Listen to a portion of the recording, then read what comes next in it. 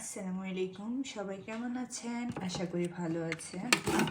আজকে আমি একটা ছোট্ট আমার প্রতিদিন যা করি বা আপনারা বলতে পারেন ছোট একটা ব্লগ শেয়ার করবো আপনাদের সাথে। আমরা তো সকালে তাড়াতাড়ি উঠে আগে আমরা আমাদের খাবার খেয়ে ফেলছি। আমার বাবু উঠতে আসতে লেট করছে, তার জন্য ও আর আমাদের সাথে নাস্তা করতে পারে নাই। এখন ওর খাবারটা আমি তৈরি করতেছি। আমি সকালবেলা উঠে আমার প্রতিদিনের যে কাজগুলা ওইগুলো শেষ করলাম, আর আবার রান্না যা করবো তাও আমি কাটাকাটি করে ফেলছি। আজকে লাল শাক রান্না করব চিংড়ি মাছ দিয়ে। চিন্তা করতেছি এখান থেকে আমি অর্ধেক চিংড়ি মাছ সরাই রাখবো, আপনার ওইটা দিয়ে বড়া বানাবো। এতগুলো চিংড়ি মাছ আমার লাগবে না। আর এখন আমি আমার ছেলের খাবারটা রেডি করে ফেলবো। আমি এখানে ওরিস দিছি, ওরিস বলতে স্যারেলাক বলেন যেটা আপনারা, সেটা দিছি। 2 চামচ দুধের গুঁড়া দিছি। ওকে আমি যে দুধটা খাওয়াই ওই দুধের গুঁড়া দিলাম। আর 1 চামচ পরিমাণ বাদাম দিব। 1 চামচ পরিমাণে আমি মধু অ্যাড করেছি। আসলে বাদাম আসলে সবাই বাচ্চার ইয়া অনুযায়ী দিতে হয়, কারণ অনেকের বাচ্চার দেখা যায় বাদামে অ্যালার্জি থাকে। তো আল্লাহর রহমতে আমার ছেলের অ্যালার্জি নেই বাদামে, তার জন্য আমি বাদামটা দিই। আপনাদের বাচ্চাদের যদি অ্যালার্জি থাকে, অ্যালার্জির কোনো সমস্যা থাকে, তাহলে আপনারা বাদামটা স্কিপ করবেন, দিবেন না, তাহলে সমস্যা হতে পারে। আগে চেক করে নেবেন যে বাদামে কোনো পরিমাণে অ্যালার্জি আছে কি না। এই যে এটা আমি এখন গুলে নেব, একটু গরম পানি দিয়ে এটা মিক্স করে নিলেই হয়ে যাবে। প্রায় সময় আমি ওরে রুটি দিই, সবসময় এটা দিই না। যখন মনে হয় যে ও একটু লেটে উঠছে, এখন নাস্তা রেডি করতে টাইম লাগবে, তখন দেখা যায় যে আমি ওকে প্রায় সময় আপনার এটা দিয়ে থাকি। কিন্তু বাদামটা আমি ওরে খাওয়াই, প্রতিদিনে খাওয়াই বাদামটা আমি। বাদামের ব্রেন খুব ভালো থাকে।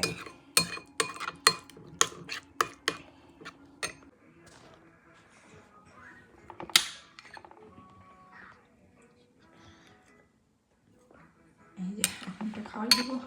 আর দেখেন আজকের ওয়েদারের কী অবস্থা, বাহিরে প্রচণ্ড পরিমাণে ঠান্ডা আর খুব বাতাস হইতেছে। আসলে বাহিরের দেশ ইংল্যান্ডে আপনার ওয়েদারটা সবসময়ই কম বেশ খারাপই থাকে। ওয়েদারটা খারাপ থাকলে আর কিছু ভালো লাগে না। আবার দেখা হচ্ছে একটু পরে, আমি আমার ছেলেকে খাওয়াই নিই, তারপর আবার আপনাদের সাথে দেখা হচ্ছে। এই তো আমার বাবুর খাওয়া শেষ হয়ে গেল। দেখেন গতকালকে আমার হাজব্যান্ড একটা পেঁপে আনছে। এই পেঁপেটার ওজন কমপক্ষে আপনার 1.5 কিলো হবে। আমি জানি না দেশে এত বড় পেঁপে পাওয়া যায় কিনা, দেখি বাবুর বাবা কি বলে, খাবে কিনা। এখন কেটে দিব, জিজ্ঞেস করে আসি আগে।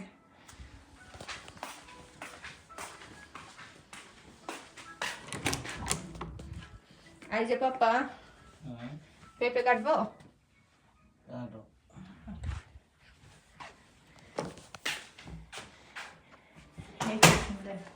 পেঁপে কাটার কথা বললো, দেখি পেঁপে কেটে দিই। কেটে তারপর আবার দেখা হচ্ছে। আমি আপনাদেরকে এমনিতে একটু কেটে দেখাই যে পেঁপেটার ভিতরে কতটা লাল হয়।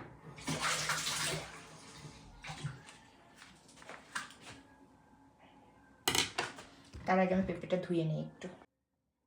এই তো পেঁপেটা ধোয়া হয়ে গেছে। এবার আমি পেঁপেটা কাটবো। কাটবো, এইভাবে কাটলে মনে হয় ইজি হবে রাখার জন্য। ফুল পেঁপেটা কাটবো না, এতটা পেঁপে খেতে পারবে না। দেখেন শুধু পেঁপেটার কালার। আমার কি মনে চায় জানেন, যদি বাংলাদেশ হতো না, আমি এই বিচিগুলো লাগাইতাম। এখানে তো লাগানোর কোনো সিস্টেম নেই। আগে আমি যে বাসাটাতে থাকতাম ওই বাসাটাতে লাগানোর সিস্টেম ছিল, কিন্তু এইখানে নাই। দেখেন কালারটা কত অস্থির, সুন্দর না?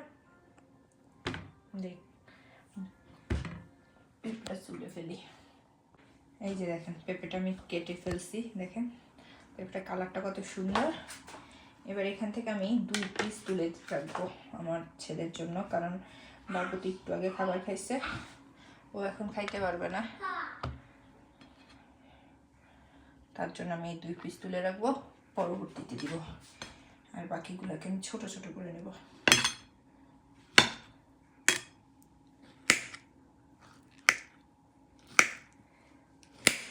আগে আমার হাজব্যান্ডকে দিয়ে আসি।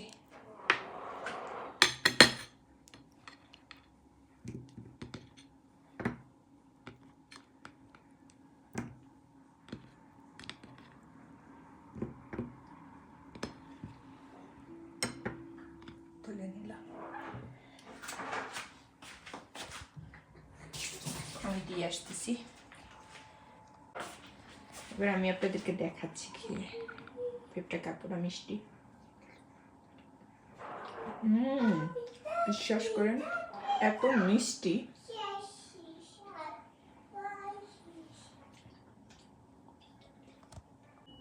আমার খাওয়া দাওয়া শেষ। এবার আমি চিংড়ি মাছগুলো বেছে নিব। সবগুলো তো এত ছোট চিংড়ি মাছ তো আর সবগুলো বাছতে পারবো না, যেগুলো একটু বড় বড় ওইগুলারই আমি এই কি বলে এটাকে মাথার এই কাজটা ফেলে দিব, আর যেগুলো ছোট ওইগুলো এইভাবেই রেখে দিব। ওগুলো যখন ব্লেন্ডারে দিব তখন আপনার আর থাকবে না। আমি চিংড়ি মাছগুলো বেছে নেই, তারপর আপনাদের সাথে আবার দেখা হচ্ছে। এই তো আমার চিংড়ি মাছ বাছা হয়ে গেছে। এবার এইখান থেকে কিছু চিংড়ি মাছ আমি সরাই রাখি, ছোট দিক থেকে সরাই, আর ওইটা দেবা তরকারি। আর এই কটা আমি সরাই রাখলাম, দিয়ে চপ বানাবো। আর এটা আমি শাকে দিব।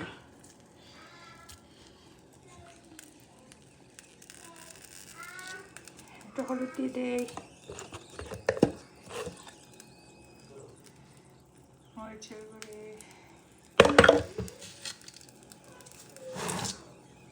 একটু লবণ দিয়ে দিই।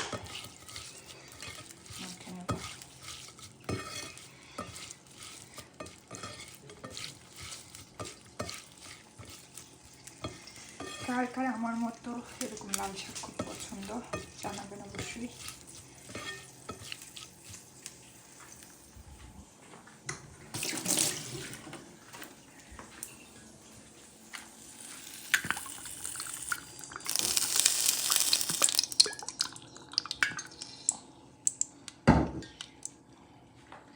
আর আপনারা বলবেন যে কেমন ভিডিও দেখতে চান, তাইলে আমি এইরকম ভিডিও বানাবো। আমি তো নতুন, আমি তো সব কিছু জানি না, আপনারা অবশ্যই একটু আমাকে হেল্প করবেন।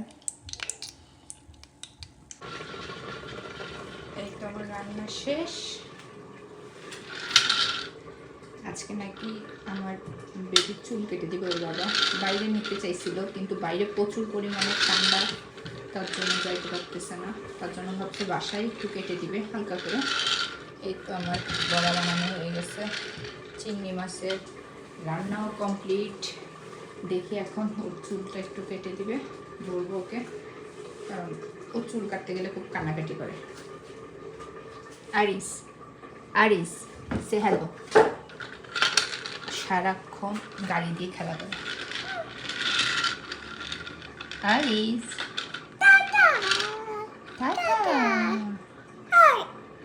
আমার ছেলে বাংলার ভিতরে এটাই বলে শুধু টাটা টাটা। এই তো আমার রান্না শেষ। আজকে রান্না হয়েছে লাল শাক দিয়ে চিংড়ি মাছ দিয়ে, চিংড়ি মাছের বড়া আর সিম দিয়ে মাছ দিয়ে। শেষ।